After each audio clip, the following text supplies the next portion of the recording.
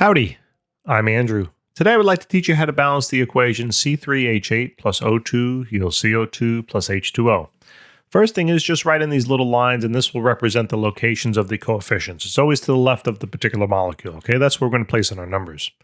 The next thing is to then keep in mind just the general principle that whatever elements I have here on the left-hand side must balance whatever elements I have here on the right-hand side, where left and right are defined as the relative positions to that yield sign. All right, that's all it is. The yield sign breaks up the equation in plain old English. The next step then is to work with the first element that you see. All right, now I want to work with this first element of carbon if carbon only exists in one compound on the left and carbon only exists in one compound on the right, which it does. So let's pretend though you were like, could I start with oxygen? Now you could, but I wouldn't. Reason being is because oxygen exists in only one compound there on the left, and it exists in two compounds on the right. So don't do it. Save it for the end. Okay, those you will always save for the end. So now, how many carbons do you have? You have 3. How many carbons do you have on the right-hand side? Well, you have 1. That's where these subscripts come into play. So somehow these have to balance. Okay? All you simply need to do is think multiplicatively. In other words, what value would you like to place here? I place the coefficient on the lower side. All right, in order to balance this.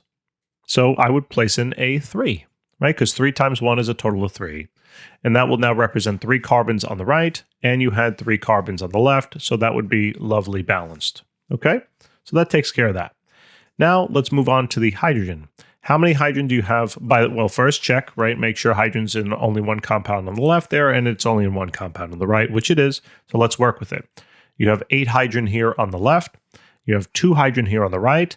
Place the coefficient on the lower side and think multiplicatively. What number do I have to place in there so that the hydrogens balance, right? So this number times 2 better equal 8. And obviously you know, right? A 4. So now the hydrogens are balanced, okay? Now, last but not least, we're going to work with oxygen. We have nothing else to do. There's nothing else to balance except for the oxygen. So that's what we're going to work with next. Okay, so let's now do oxygen. So how many oxygen do you have in total on the left-hand side? Well, you only have oxygen in this one molecule, so that's fine, right? So we have a total of 2. Now, since this is going to be a little more complicated, I'm going to try to write this down, all right, like in terms of a math equation. So somehow 2 has to balance the total number of oxygen you have here on the right-hand side. So first think about how many oxygen you have in the carbon dioxide. Well, you take the coefficient, multiply it by that subscript of oxygen to get the total of oxygen, so you have 6.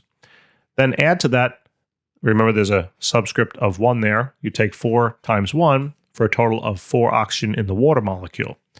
So somehow now 2 has to balance 10.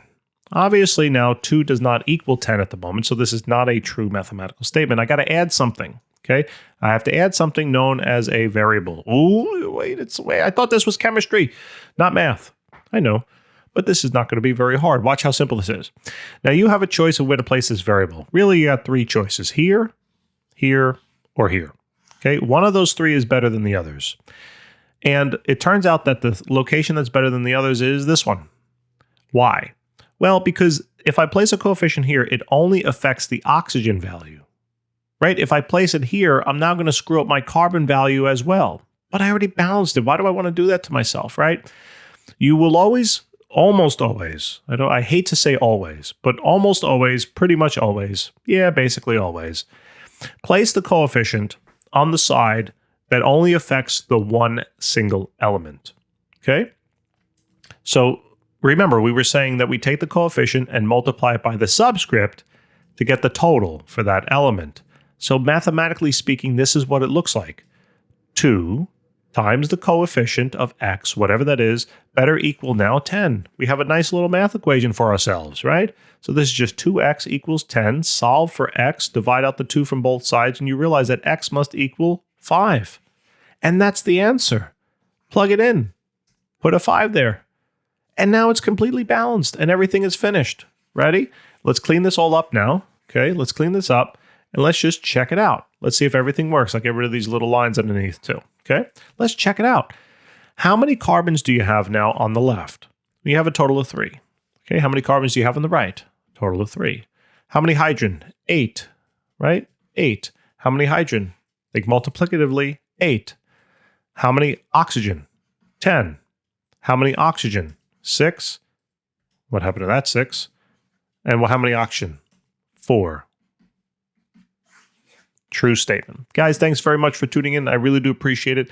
I hope this helps. And if it does, like, subscribe, maybe even tell your friends. We get thousands of other videos out there too, not only in chemistry, but we got physics and mathematics as well. And we try to do actual problems, all right? We do like textbook type of problems, ones that you'll see on your test. All right? That's what we try to help you with. Take a look. Take care.